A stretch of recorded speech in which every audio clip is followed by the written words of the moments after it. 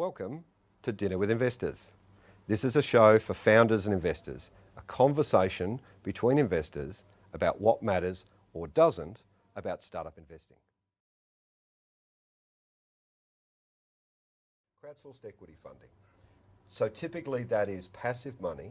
It's earlier stage than an angel investor or a venture capitalist firm.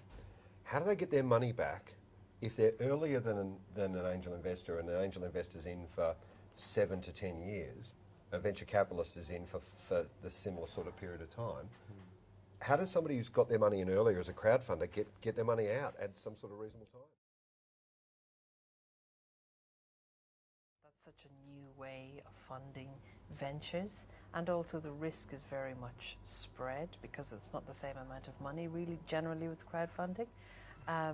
But like you say, I think it'll take time before you really know, is it an optimum vehicle for investors to use? Especially given that it's an angel type investment and the risks are sky high, and we're a 6 standard deviation type event. If you're not a professional investor or someone who can afford to lose that particular amount of money or capital, you shouldn't really be investing in angel or startup sort of ventures. So don't be afraid to go and approach customers. Yeah. Yes. Investors love to hear that a founder has, or an entrepreneur has potential customers, that when they do deliver to market, that customer is going to be there. That's also good validation. And let your customers design your product and your service with you.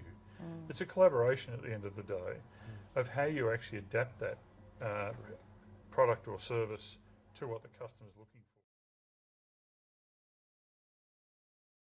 But you don't wake up at the age of 35 suddenly being successful. You actually have an iteration phase where you've scun your knee a number of times and you've got up and you've learnt lessons. Well, I wonder whether it comes back to some of the things we said in the previous episode about that marriage being correct. I think that having more money and more access to capital to fund your idea is fantastic, but maybe it's still about finding that right person in which to do that investment. And that's the responsibility of both the founder and the investor, that they find that match. Whether you're a founder, mentor, investor, or aspiring entrepreneur, we've got a whole lot more great inspiring content coming your way. So come and join us at thestartingblock.com.au to subscribe to the next episode of Dinner with Investors.